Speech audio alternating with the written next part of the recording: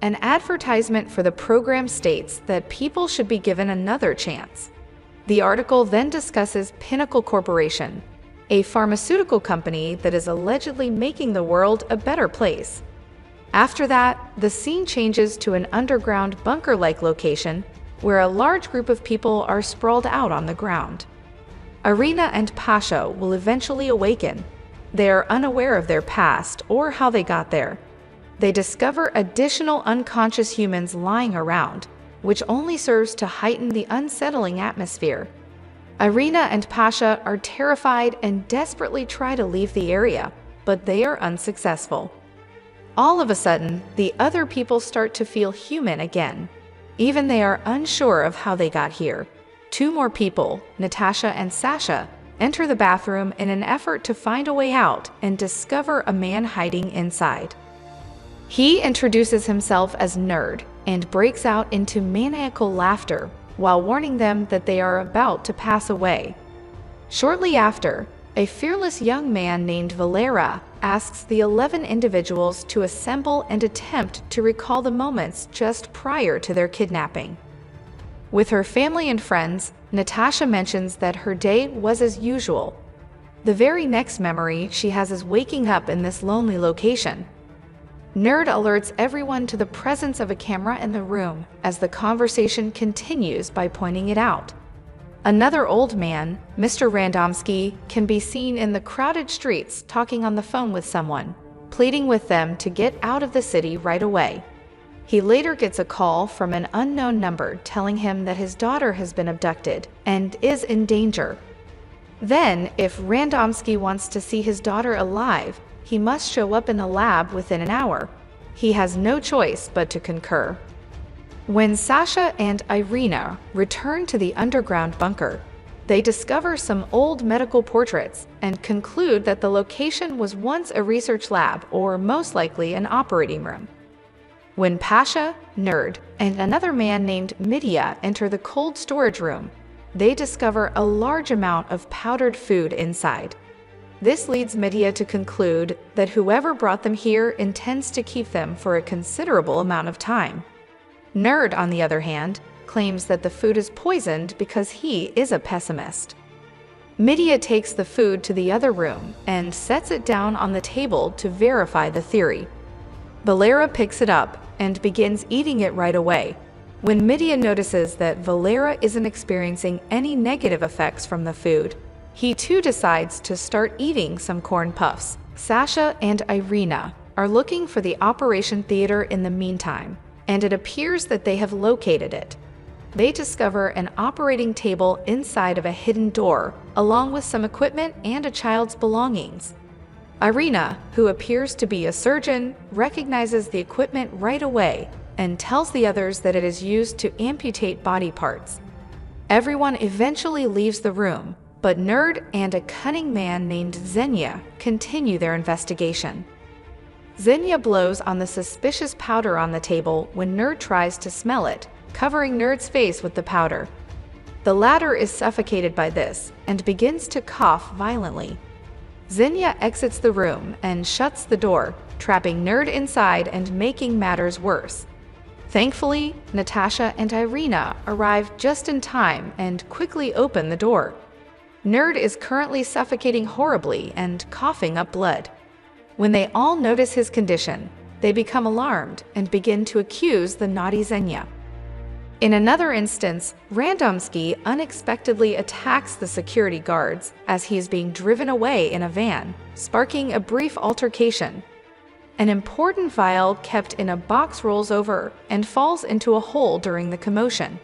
Then it bumps into a fan and snaps, until it reaches a train station where many people are waiting for their train to arrive. The liquid inside the vial begins to flow. Unexpectedly, one by one, they all begin to lose their senses and fall to the ground. The following scene shows a news channel announcing that an unknown substance has been spilled at a station, resulting in thousands of people experiencing symptoms like high fever and blurred vision. Additionally, it states that the government is making every effort to control the disease despite its high mortality rate. The CEO of Pinnacle Corporation, Mr. Glodov, is informed about Randomski's escape by a staff member who has just walked into his office. Additionally, he says that the virus that was in the vial they were seeking has been destroyed and that it is infecting residents of the city. Glodov shouts at the worker and orders him to do whatever it takes to find Randomski out of rage. Additionally, he mentions the need to prevent leaks of information regarding their top-secret project, Clayton. In addition, no one should be aware of the Pinnacle Corporation, which conducts genetic mutation research and unleashes viruses on the city.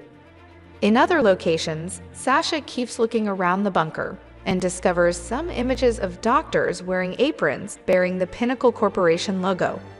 As soon as he notices this, he calls the other people in the room and tries to explain that Pinnacle Corporation has trapped them for some reason. Sasha also discusses Project Clayton, which he discovered while attempting to hack the corporation's main servers with his team. Sadly, none of them do, and they all turn and leave. On the other hand, we witness the evacuation of the entire city as Randomski continues to live and wander the streets. An employee of Glodov's from the Pinnacle Corporation reveals that the virus doesn't seem to affect young women and that it loses its power after a day. When Glodov learns this, he requests that he turn off all of Moscow's communication networks. Later, Randomski makes his way to an evacuation area and makes an effort to attract an officer's attention. He admits that the Pinnacle Corporation is behind everything and that he helped create the virus. Unfortunately, the officer ignores him because he is focused on clearing the area. Randomski is detained for upsetting the officers when he keeps insisting that he is telling the truth. Nerd, who is currently sleeping in the bedroom, suddenly has a vision of the doctors attempting to conduct an experiment on him. Nerd thought the nurse Marina was speaking to in his vision was a spy leaking their information to the bad guys. As a result, he approaches Marina, threatens her with a knife, and demands that she tell him the truth. Nerd refuses to take anyone's advice to leave Marina alone, and just keeps repeating that she is assisting the doctors in their research. Fortunately, Midia deftly grabbed his knife from behind and beat him into submission before he could hurt Marina. Nerd is taken to the other room after the incident and restrained while Irina attends to his injuries. She inquires as to whether he would like some water, but Nerd, who has recently developed paranoia, responds that she is also a spy and only wants to poison him. Later, when everyone is debating what to do with Nerd, the group's sartorial and haughty member Nadia suggests they murder him. She suggests that Nerd's bizarre behavior may be the result of contracting a contagious illness. Some of them concur, but Irina, Sasha, and Natasha reject the idea outright. After a short while, Marina enters the bedroom and discovers Nerd unconscious. She cries out in terror for assistance and alerts everyone to the situation. Irina rushes inside right away and unsuccessfully tries to give him CPR. Everyone leaves the room in mourning after realizing he has passed away. Valera, the group's alpha male, says shortly after that they must move quickly if they hope to survive this situation. He suggests that as a first step, they smash the CCTV cameras and deliver their messages to the individuals holding them hostage. The decision is accepted by everyone, so they begin breaking each camera one at a time. They are all currently awaiting a response.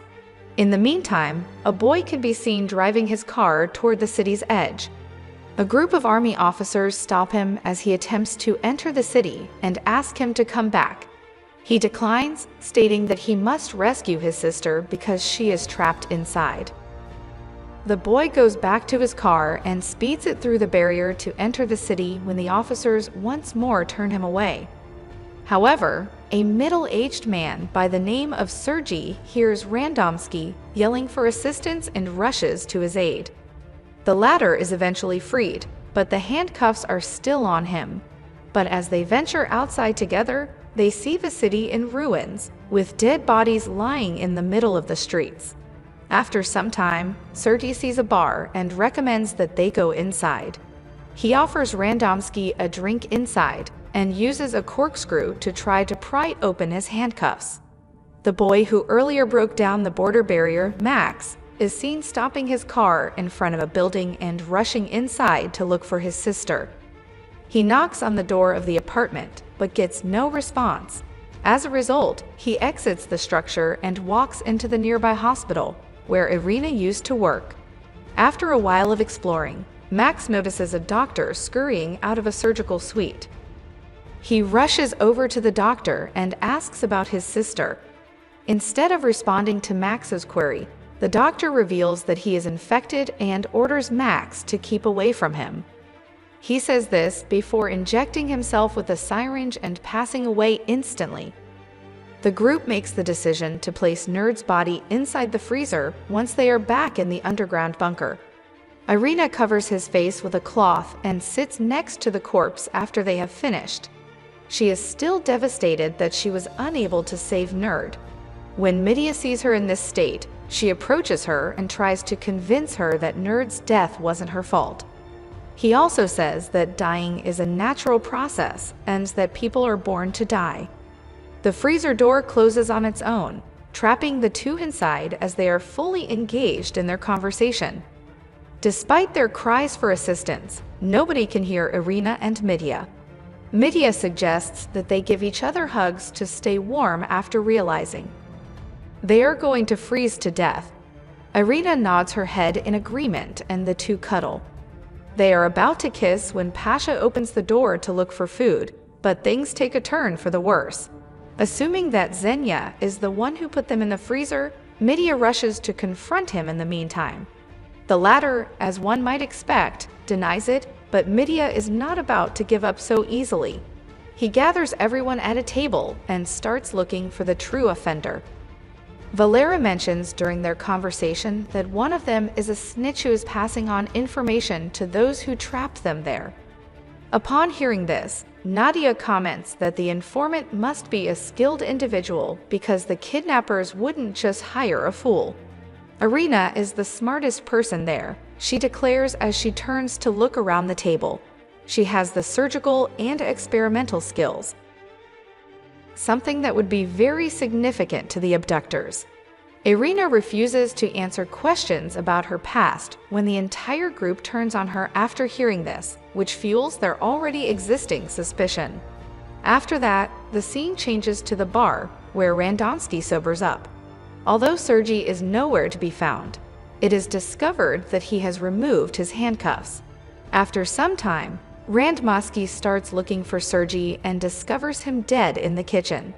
It turns out that he already had the virus.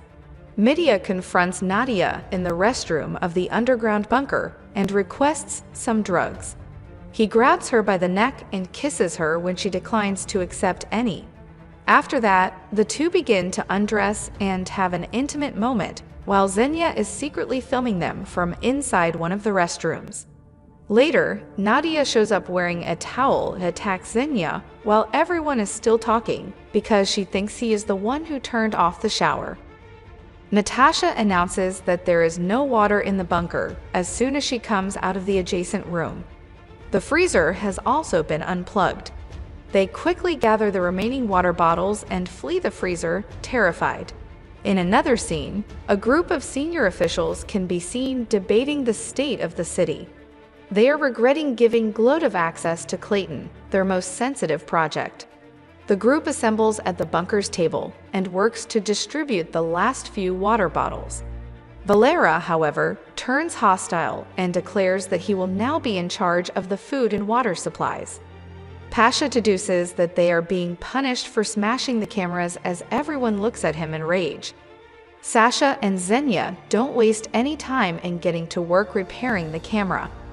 They then make an attempt to request that their abductors turn on the water and freezer. Unfortunately, instead of complying with their requests, the bunker plays a loud, annoying noise that forces them to cut all the electric wires. Sasha covers the bathroom's ventilation in the meantime and surmises that the air supply has also been interrupted. Max runs into Randomski in another location as he is looking for his daughter there. and the two of them hide inside a structure. Once they are in a secure area, Randomsky admits that he was one of the scientists responsible for developing the virus. He was under pressure from a gang of wicked men whose only goals were wealth and power. Max is then begged by Randomsky to assist him in finding his daughter, but the young man declines, claiming he doesn't aid terrorists. Glodov meets with the senior officials in the following scene and expresses his regret for his error.